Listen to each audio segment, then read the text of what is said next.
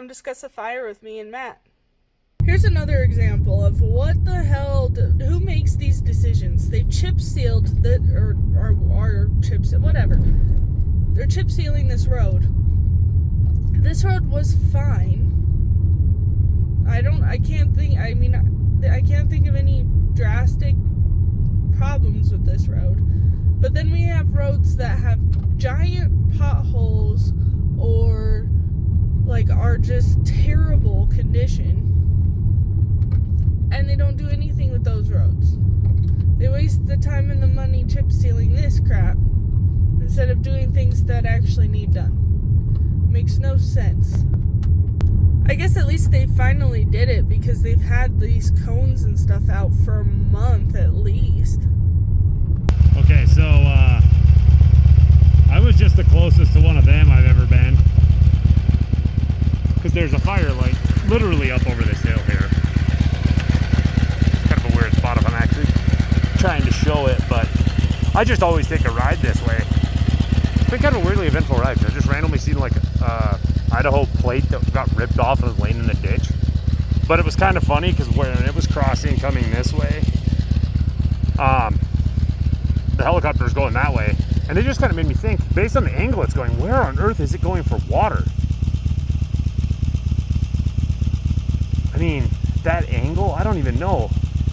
Maybe Nevada Creek? That'd be stupid though. Because I was going to say like Georgetown or Silver maybe, but I'm just thinking because there's not, I don't know if Homestake Lake could be big enough to get water out of, or Delmo. And actually, I don't know if that was true or not, but I could have swore I heard something about Delmo being basically completely dry like 2 years ago. I had to go up there and look. But yeah, that was kind of weird because it basically flew directly over me, and obviously it's not that high. But it is also kind of an interesting thing because when you're looking at houses, we were thinking about buying a house right over there. So it would have been up over a hill and then like through a little neighborhood away from being on fire. But yeah, that's just kind of interesting because now I'm like way overthinking where it could possibly be going for water. Because from basically where I'm at is the end of Harrison Avenue. Or I guess it's not Harrison Avenue anymore, it's part of Highway 2 there. And where Continental Drive comes and meets it, and it was like flying directly over the end. I don't know, I might have to like look at Google Maps and see if I can figure that out, but yeah, that's the closest I've ever been to one of them. I've obviously seen them from a distance, but yeah. But yeah, and I also hadn't ridden really this year. I forgot how like you can be riding, and I think the reason people don't really know about it is because it doesn't, the thermometers in cars don't adjust that fast. But you'll hit a cold spot where it'll be at least 5-10 degrees colder, and then you go another 400 or 500 yards and it's back to normal. It's kind of crazy because I've hit like 3 or 4 of them already. It's kind of nuts, and it's mildly refreshing when it's basically 80 degrees though. So there's a new fire. You can't really see it, it's more that way, I think. I was told it's over by Pipestone or something like that. But the moon looks interesting. It's actually, it's highly, highly, highly unlikely, but it's a little bit scary because, obviously, I guess, but today's Friday, so I work the weekend. So on the weekends we have one manager, like per weekend day, I guess. So like tomorrow we have one manager on duty, and then Sunday we have a different manager on duty, but otherwise none of the managers are there. And so we actually had to come up with like a disaster preparedness plan, or not come up with one, but get re-educated on it. So like if for some reason that jumps the highway and goes towards East Ridge, sorry, this angle is kind of horrible. But if it jumps the highway and goes towards East Ridge and we get evacuation orders for my work, we had to come up with a plan. So like I have to call maybe not all the managers, but I have to call in the managers. Every manager in the building has to come in. And we have to start evacuating residents, so we have a plan for that. It's like just kind of honestly, I don't know. It's scary, but at least like we have a plan. But then fires are my thing. Like everyone has their thing that they're like terrified of it ever happening. Fires are mine. Like fire, like house fires, wildfires, all of that just terrifies me for some reason. So I'm just like hoping it doesn't happen. But I'm glad that we prepared today and had like a talk of what I need to do, like what staff needs to do, all of the things. But it's just kind of scary to think about. Yeah, you can. I mean, you can tell it's really smoky over there. You can't see like much, but it's kind of crazy. So I just discovered a couple other fun new things on the Harley, because I haven't ridden a ton at night, and it's kind of interesting because a bug looks like a tracer round, because once it gets into your headlights, you see it come, and you don't. I mean, it's mostly less dangerous than a tracer round, because I think here's the Megan. Because I vlog that last year when I hit that bee and it hit here, didn't die, and fell on my lap and stung me, and I couldn't move my braking leg. So that was fun. But yeah, so I mean, like, bugs can be pretty bad too. But yeah, it's kind of funny. Because then also, I didn't realize, or I mean, obviously you can feel it, but like when you just gas it, how much the nose tips up.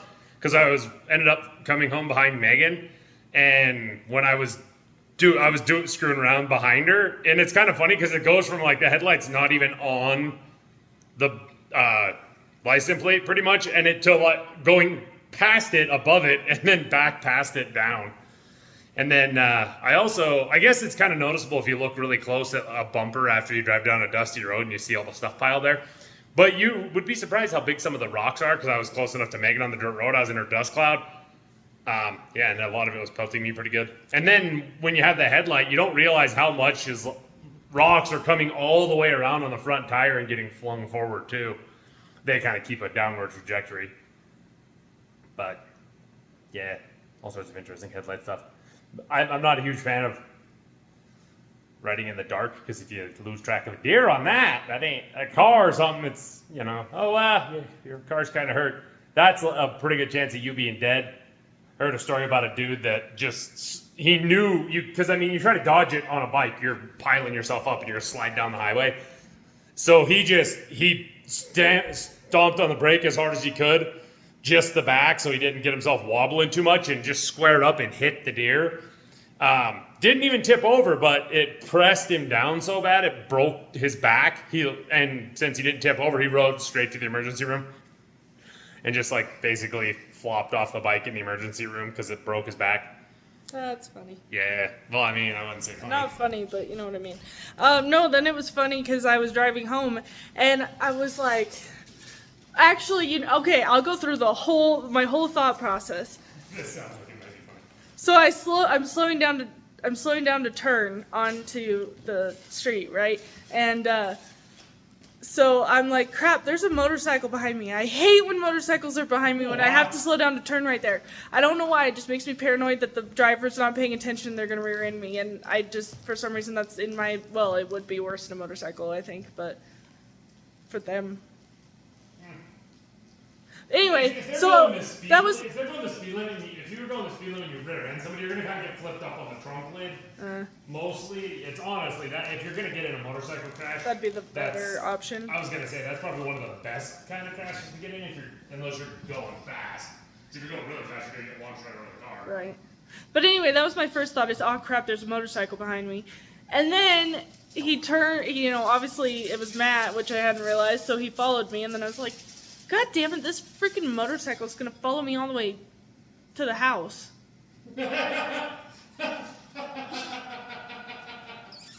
And then, well, you saw my vlog, if I can put it in here, you saw some of my vlogging. So I was vlogging, and then I was kind of not all over the road. Oh, well, all over the road. I was all over the road. Real bad. It was real bad. And so then I was like, I'm like, uh-oh, she's in the other lane, and someone was coming, and I'm like, oh God, she's going to get in the ditch on the opposite side of the road.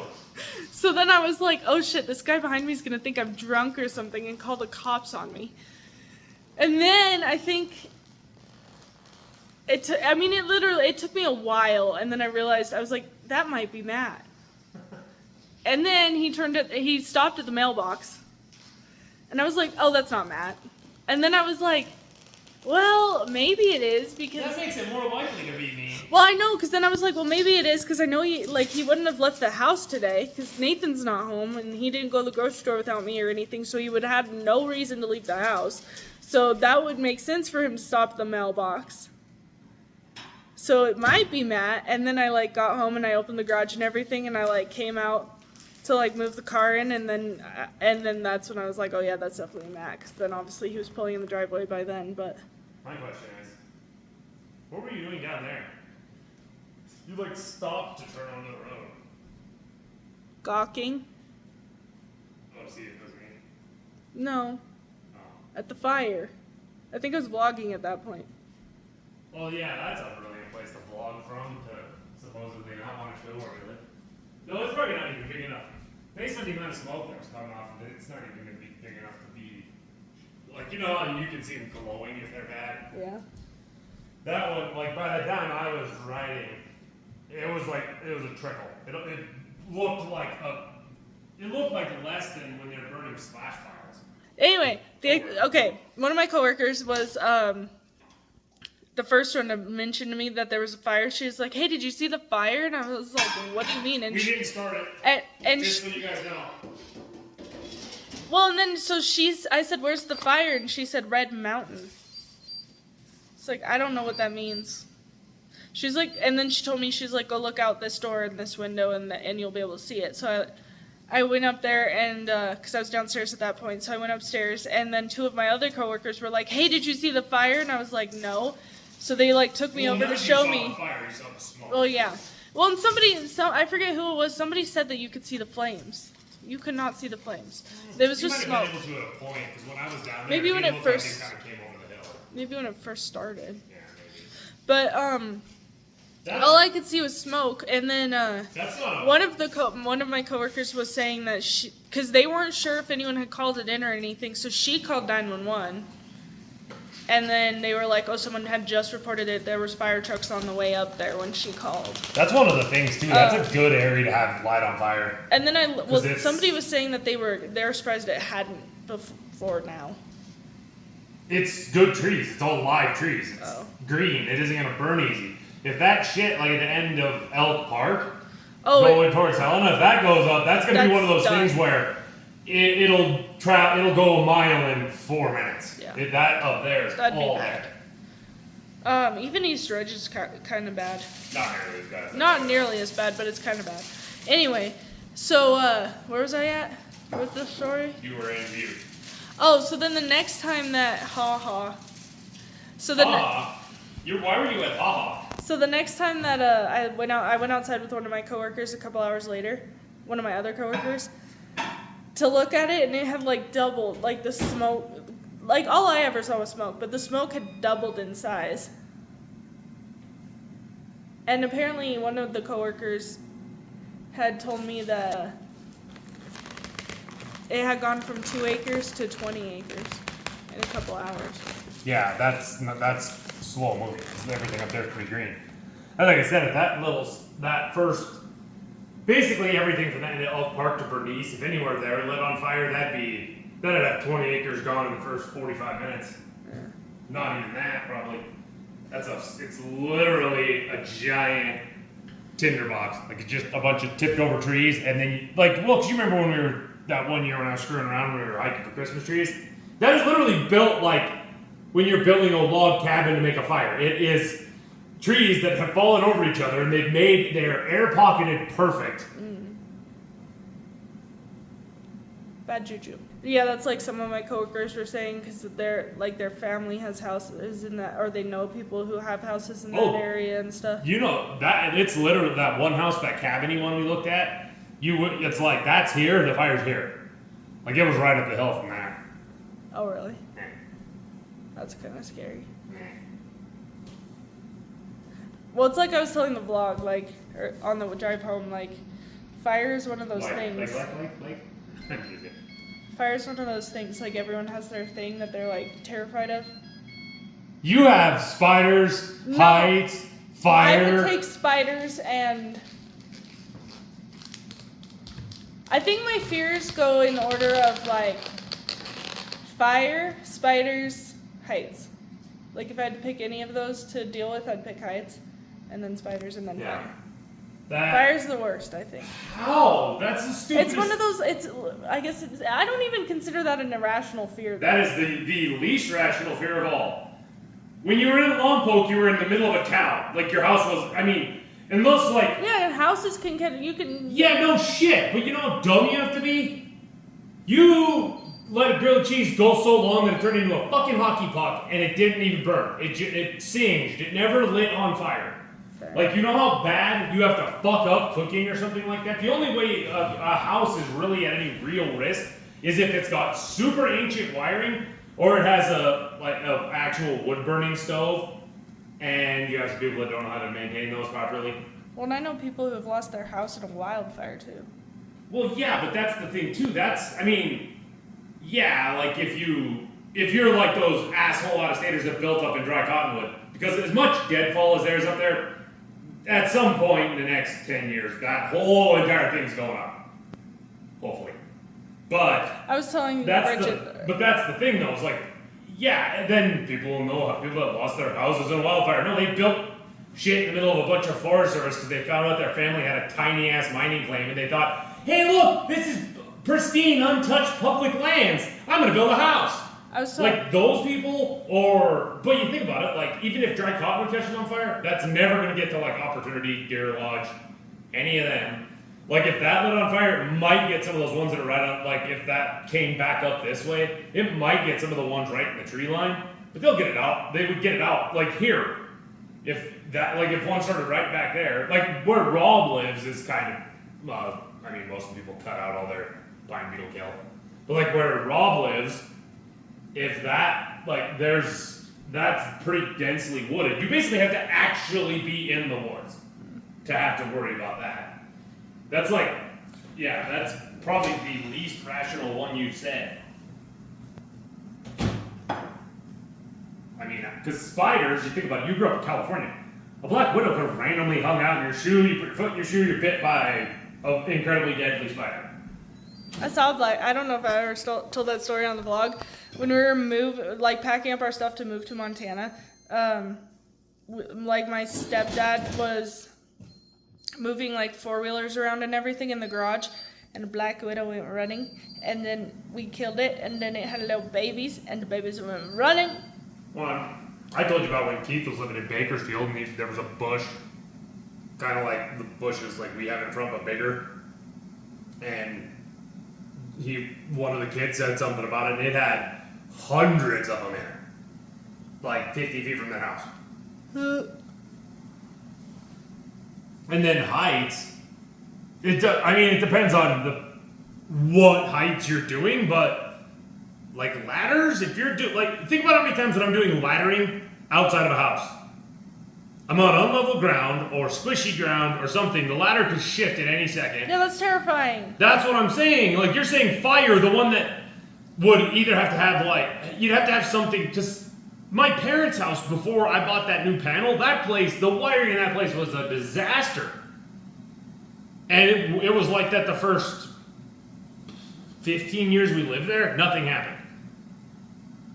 My grandma on my mom's side, she had a super old gas stove, like gas stovetop, that was super old, and at one point, like something went wrong with it, and they started like digging through it. There was like some of the lines for the natural gas were rusty. Like, I mean, it's kind of a combination of you have to have stuff that's very poorly maintained, and you have to be negligent. Unless your house is like full on in the woods. Mm-hmm. And then at the same time, you have to have bad luck in that case, because it's like, because that thing in Dry Cottonwood, if it starts like on that side by Bernice there, it's never gonna get to those houses. Because I mean, yeah, the stuff's really dry, but it'd have to get like 6-7 miles, whatever it is, and it'd have to go through a couple big open fields that don't have any trees. Like there'd be so much time for them to get that stopped. It's just, yeah, like the spiders, I mean, yeah, here it's irrational because we don't really have anything that scary, and because that's like people afraid of snakes. Same thing. Like, I mean, I guess rattlesnakes, but rattlesnakes aren't aggressive. They, as long as you don't screw with them, they won't screw with you. They will actively try to get away from you. Yeah, just don't step on Yeah, it. as long as you. But the thing is, if they, you know, they feel the vibrations of you walking, they're most likely going to be rattling to scare you off. And, but you know, if you lived in like Australia, where like black mambas are actively hunting humans. Well, I mean that's kind of an exaggeration, but there, because there's that, and then you think of like in like fertile lands, there's a bunch of snakes that will actively go after people. They are aggressive. And the only snake we have here that is actually fairly dangerous is the rattlesnake. And they'll avoid you like the plague if they can. Thank you so much for watching this video. If you enjoyed it, don't forget to like, comment, subscribe, share with your friends, hit the notification bell, and we'll see you in the next one.